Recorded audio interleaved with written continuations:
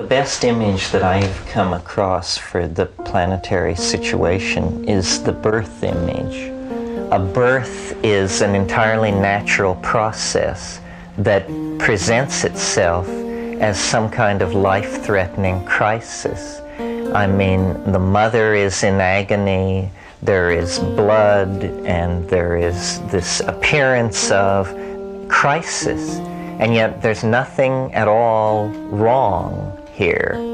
Everything is working toward its natural end. It's simply that two organisms which were mutually bound together, on one level of the metaphor, mother and child, on the other, the human species and the planet, have, after a long period of coexistence and mutual reinforcement, come to the parting of the ways.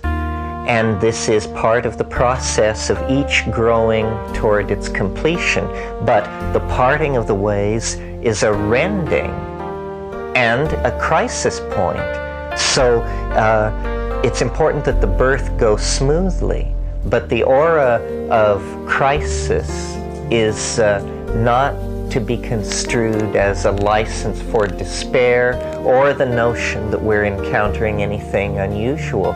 This is what it's like when a species prepares to depart for the stars. This is what it's like when a species reaches a stage in its command of language where it can become whatever it seeks to be in its innermost self-expression. And my hope would be that 100 years from now, the planet would be virtually empty of people. The people will have gone into the human imagination, to worlds richer and more fulfilling than anything we can imagine. And some will have stayed behind to be the planetary gardeners, the tenders of the legacy, in the same way that we have museums and botanical parks, and they enrich us. They are our past. They are our heritage. This planet is our heritage. The bones of our ancestors are buried in its swamps and deserts. Our migrations took place across its surfaces. Our dreams were molded out of the marble and clay and metal that it provided. But eventually, we came to the end of that interuterine planetary existence and broke through into the full unfolding of our own becoming, when we underwent the kind of metamorphosis that a caterpillar undergoes to become a butterfly, a true spreading of our wings, a true unfolding of ourselves into the world of the forms we would dream to be if we could but dream ourselves into form. And it's what the planet yearns for and cries out for. It's done right by us. It's held it all together and provided it.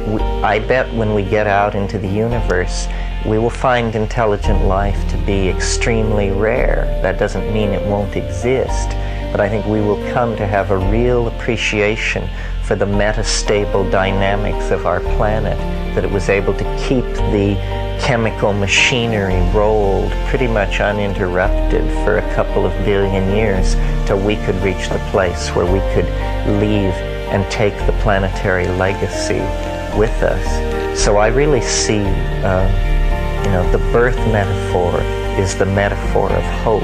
It explains the aura of crisis. It's touched with the poignancy of separation and parting, and yet it must be so.